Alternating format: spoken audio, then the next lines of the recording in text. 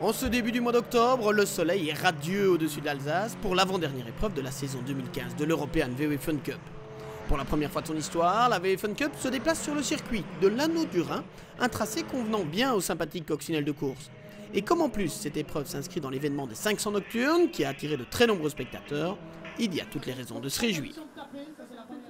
Comme le veut la tradition, c'est par un jeu dans le club VW Fun Cup que se décide la grille de départ, et comme toujours, l'ambiance est assurée. Au final, grâce au talent de lutteur d'Arnaud Kédé, c'est l'équipe AC Motorsport Quick, soit la numéro 59, qui se voit décerner la pole position devant la 19 de Philippe Crosset. C'est donc à Didier Van Dalen que revient l'honneur d'emmener le peloton des 30 voitures pour le tour de formation de ce trophée d'Alsace. Le soleil est bien présent, mais c'est sur une piste humide, conséquence des pluies nocturnes, qu'est donné le départ des 3 premières heures de course. Au premier virage, Didier Van Dalen conserve l'avantage de la pole position. Il emmène derrière lui Manu Nava, Mathieu Detry, Guillaume Mondron et Philippe Crosset, entre autres.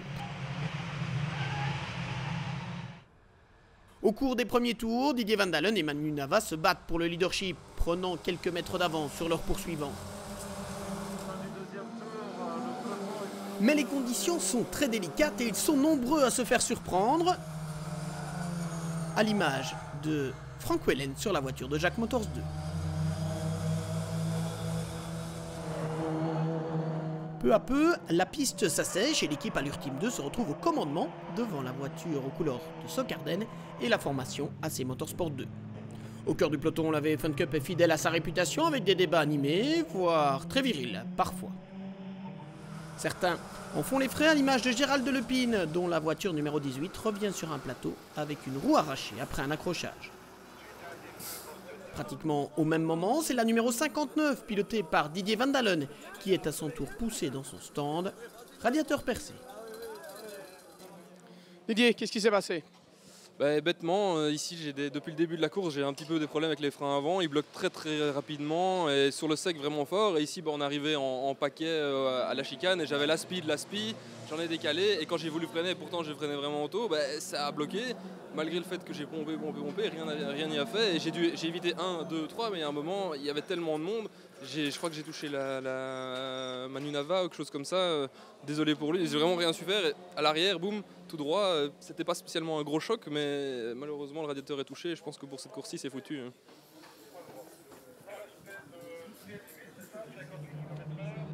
L'autre victime de cet incident est donc la formation Acom Racing, Alain Delray ayant été percuté par Didier Van Dalen, ce que le capot de la numéro 278 n'a apprécié que très modérément.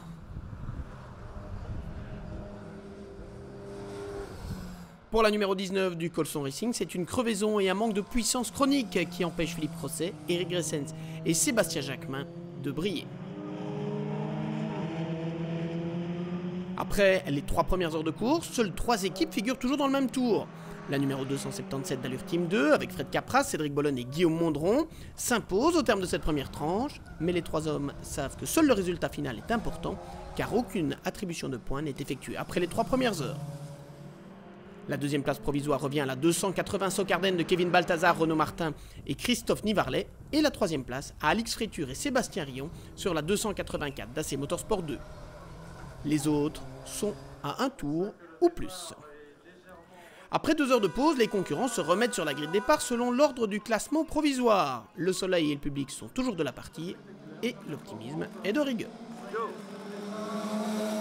C'est Guillaume Mondron qui emmène le peloton au moment où la course reprend ses droits. Et on plonge au cœur de l'action avec Bruno Debrue sur la numéro 55 de Poison Ivy for Race.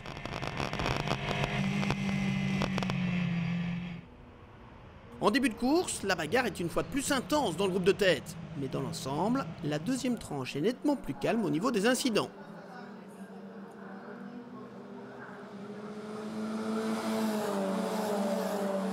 Une exception, toutefois, la belle figure de style d'Olivier Robert qui a envoyé en tonneau la numéro 287 de Come To You. On revoit cela depuis la voiture de Bruno Debrue. Et au ralenti, c'est encore plus impressionnant.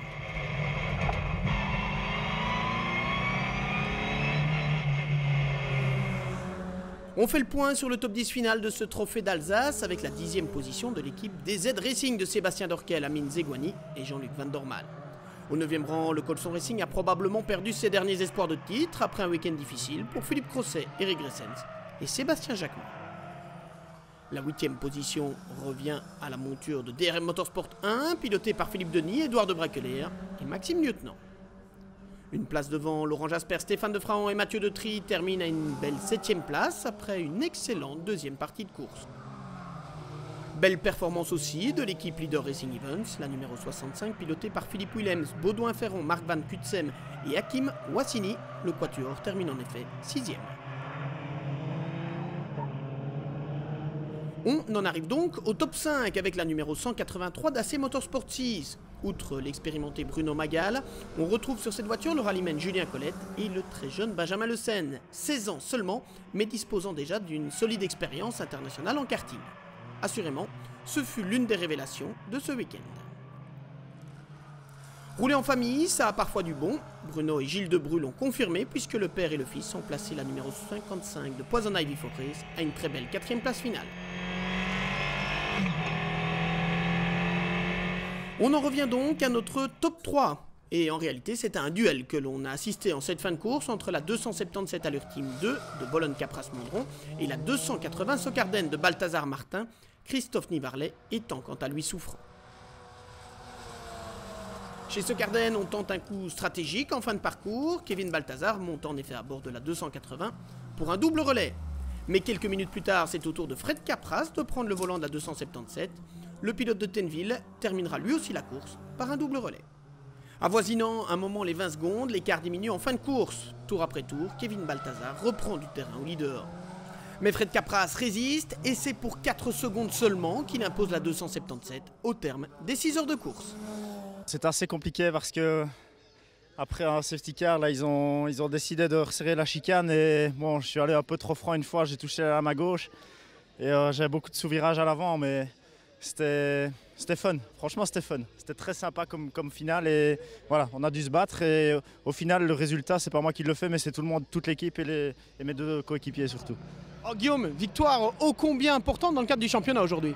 Oui, c'est sûr, on se battait avec la 280, donc ça fait toujours plaisir de pouvoir gagner beaucoup de points pour le dernier round qui aura lieu à Mettey dans 2 semaines. Donc c'est très très important d'avoir gagné ce week-end et on essaiera de reproduire ça dans 2 semaines. Cédric, un peu de stress là avant le dernier rendez-vous? Oui, ça a paru très long la dernière heure, pas les 2 derniers relais de Fred, mais il a fait ça vraiment comme un chef, c'était nickel. Allez, rendez-vous à Mettey. Ouais. Allez, mec. Au sein de l'équipe Socarden, on a donné le maximum, mais la 280 se contente de la 2e place. On a fait quelques erreurs qui nous ont coûté peut-être les secondes qui nous manquent ici pour gagner. Ce sera pour une prochaine fois, peut-être à Mettey. Qu'est-ce qui s'est passé? On a perdu beaucoup de temps dans les stands en faisant les changements de pilote et tout ça. Et c'est peut-être les secondes qui nous manquent sur la piste parce qu'à la régulière, on était dans le même temps, moi, Renault et les concurrents de la 277.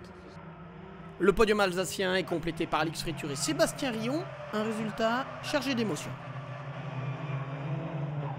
C'est si sûr parce qu'après Zolder, on était 11e, on a eu des très gros problèmes de filtre, essence qui était bouché. Et ici, c'est génial, on est 3e, on rêve de ça depuis longtemps et puis on s'est super bien amusé. Tout le team est ravi et je me suis super bien amusé avec Mathieu ici. La 44 à la phase, c'était génial, un week-end à ne pas oublier. C'est un podium qui vous rend émotif là. Ah très, je suis super content parce que tout le team a fait tout le boulot qu'il faut et tout et je suis vraiment ravi. Mon champion. Un très beau podium donc pour ce trophée d'Alsace dont on revoit ici le classement avec l'équipe Allure Team 2 devant Socarden, AC Motorsport 2, Poison Ivy Forest et AC Motorsport 6. Voilà, bravo. À toutes et tous,